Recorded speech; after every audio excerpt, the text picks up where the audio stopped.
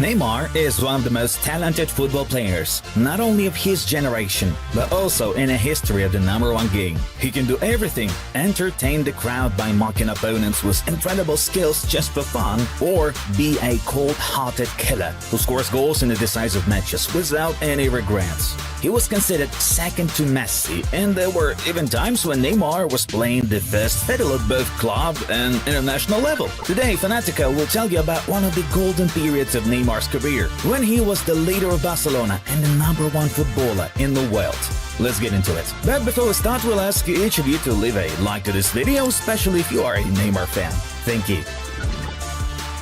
So, in order to measure the full power of Neymar, we should go back to 2015, namely in the fall when Lionel Messi suffered a knee injury that knocked him out of the squad for 2 long months. It was a huge injury blow for Barcelona, and the club was very afraid that the team would lack quality without their leader and therefore start losing points. The MSN trio without Messi didn't look threatening enough, since it was Leo who was orchestrating the Catalans. He was the key player. But what if Neymar was the one to replace the Argentinian? You see, it was already the Brazilian's 3rd year at Camp Nou. After the first season of adaptation, Ney and the MSN trio delivered a phenomenal 2014-15 campaign in which Blaugrana took the treble.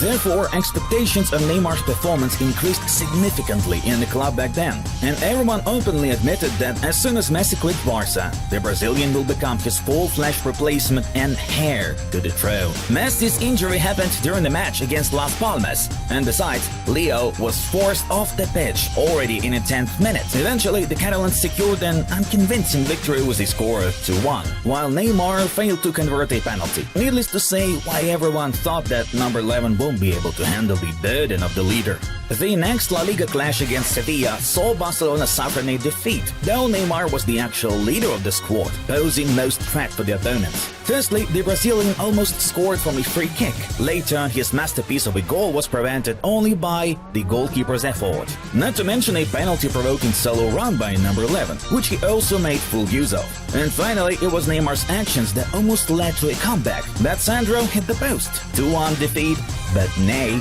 made a big impression. On October 17, a home match against Rayo Vallecano took place. Everyone expected Blaugrana not only to grab a victory, but also to do it in style. With that in mind, Neymar gave Camp Nou a truly legendary performance. While Barca had a disastrous start after conceding an accurate shot in the 15th minute, then it was truly Neymar's fight. First things first, Ney earned a penalty after showing some amazing dribbling skills. He converted that shot by himself.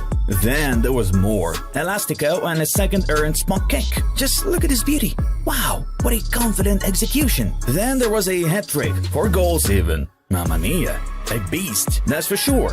Right, that was Neymar in his prime. At last, check out his assist for Suarez. 4+1 in a single game. Phenomenal display.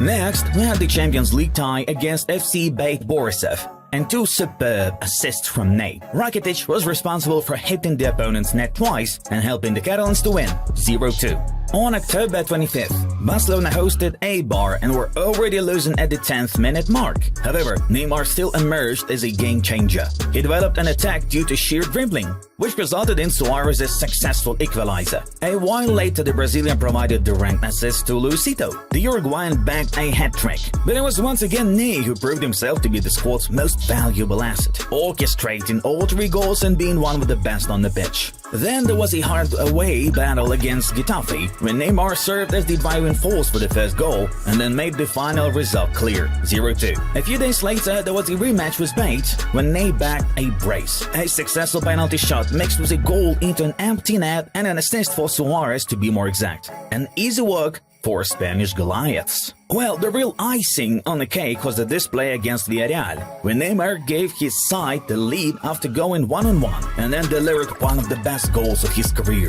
God, how beautiful that was. Seeing big Neymar in action is just an unbelievable experience. Barca won their game 3-0 after the final whistle. Then it was time for El Clasico, which took place on November 21st. Lionel Messi was fully recovered, but still started the match from the bench. Nevertheless, Barca were dominating Madrid with Neymar making perhaps was his best appearance at the Santiago Bernabeu. The Brazilian managed to make the score 0-2 by the 39th minute, and in the 53rd minute, together with Iniesta, he created the following masterpiece. As you may remember, Leo Messi came out on the pitch and Barca netted the 4th goal with his help, thus completing that epic humiliation of Real Madrid, 0-4. All in all, during Messi's absence, Neymar reached his peak at Barca.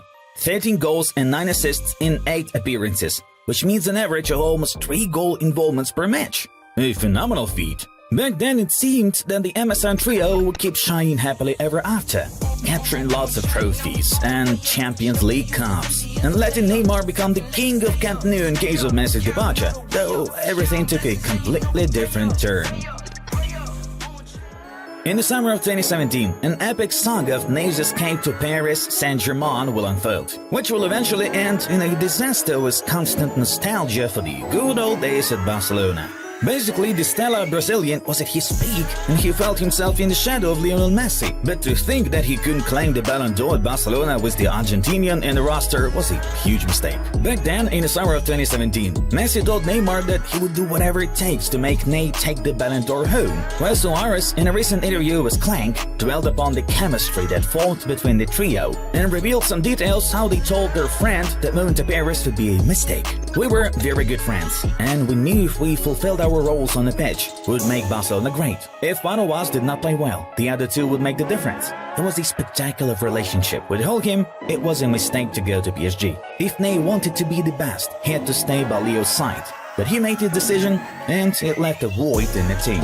Anyway, in the summer of 2017, Neymar was not guided by love or friendship anymore. He was guided by the desire for fame and was in love with PSG's lucrative offer, which guaranteed to make him the most expensive transfer in the history of football and the highest paid footballer in the world. With that said, lots of money and Kylian Mbappe's arrival to the team did make Neymar the happiest footballer in the world. Over the years, it was the Frenchman who put the Brazilian back into the shadows. Meanwhile, Neymar tried to return to Barcelona several times, but his attempts were unsuccessful. The closest Ney came to a comeback was in the summer of 2019, but PSG and Barca can reach a common ground on the matter. Since his departure, Neymar has never been able to come close to the status he once had as a part of the Catalan squad, when he was the talk of the town, the third best footballer player in the world after Messi and Ronaldo. The 2019-20 COVID season showed some reminiscences of Neymar's prime form, but then the Ballon d'Or was not arranged, and even if it had been held, the fair winner would have been Robert Lewandowski. Ultimately, in the summer of 2023, Paris Saint-Germain offloaded Neymar at the direct request of Mbappe, who gets tired of the Brazilian's extravagant lifestyle.